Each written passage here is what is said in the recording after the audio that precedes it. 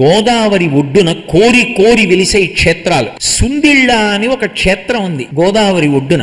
ఎంత శక్తివంతం అంటే అక్కడ నరసింహస్వామి ఉంటారు, యోగ నరసింహుడు. నేను మంథనిలో ఉపన్యాసాలు చెప్పడానికి వెళ్ళి సుందిళ్ళ యొక్క వైభవం గురించి విన్నాను. విని నా దగ్గర చాలా ప్రేమగా వ్యవహరించారు శర్మగారని ఒక వేద పండితులు. నేను ఆయన్ని ప్రార్థించి, ఆయా నన్ను ఒక్కసారి సుందిళ్ళ తీసుకెళ్లి దర్శనం చేయిస్తారా అన్నాను. ఆయన మాట్లాడలేదు.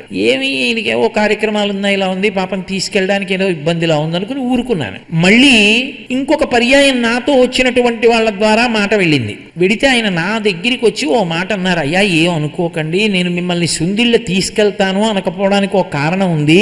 ఇత పూర్వం కూడా నేను సుందిళ్ళ తీసుకెడదామని చెప్పి బయలుదేరి దారి తప్పిపోయిన రోజులు చాలా ఉన్నాయి. మొన్న కూడా ఒకరిని సుందిళ్ళ తీసుకెడదాం అనుకుని దారి తప్పిపోయాను. సుందిళ్ళ వెళ్ళాలి అంటే లక్ష్మీ నరసింహస్వామి వారి అనుగ్రహం ఉంటే తప్ప వెళ్ళడం కుదరదు. ఒకవేళ వెళ్ళినా గడప దాటరు. అర్చకుడే తగినంత శౌచం లేకపోతే గడప దాటి లోపలికి వెళ్ళడు. విశేషం ఏమిటంటే స్మార్తులు పూజ చేస్తారు అక్కడ. గడప దాటి లోపలికి వెళ్ళడానికి వీల్లేదు. ఒకవేళ శౌచంలో లోపం ఉందనుకోండి, గడప దాటక ముందే పడిపోతారు. కాబట్టి ఆ క్షేత్రానికి తీసుకెళ్లమని మీరు అడిగారు, కానీ అది దర్శనం చేసే యోగ్యత మీకు ఉందో లేదో నాకు తెలియదు.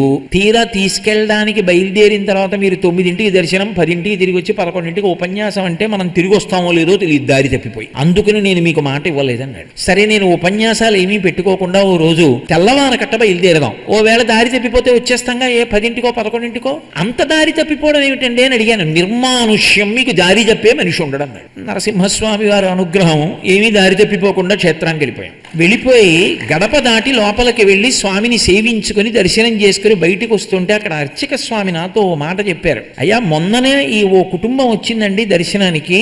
వచ్చి ఇక్కడ దర్శనం చేసుకుని పూజ చేసుకుంటూ ఉండగా యజమాని బయటికి వెళ్ళాడు. ఆయన ఏదో శరీర శోధన చేయవలసి వచ్చింది. శరీర శోధనము అంటే మూత్ర విసర్జనం కోసం వెళ్ళి మూత్ర విసర్జనం చేసి మళ్ళీ గుళ్ళోకి వచ్చాడు. గడప దాటుతుండగా వెనక్కి పడిపోయాడు స్పృహ తప్పి. మేము నీళ్లు జల్లి తీసుకొచ్చాం. ఏం దోషం చేశావు అని అడిగాం. మూత్ర విసర్జనకి వెళ్ళానండి, కాళ్ళు కడుక్కోలేదన్నాడు. కాళ్ళు కడుక్కోలేదు కాబట్టి ఆయన రానివ్వలేదు. అంత శక్తివంతం. సుందిళ్ళ లక్ష్మీ నరసింహస్వామిని మీరు చూసి తీరాలి. యోగ నరసింహుడు మహానుభావుడు. చిన్న గుడి, అద్భుతమైనటువంటి దేవతా వృక్షాలతో ఉంటుంది.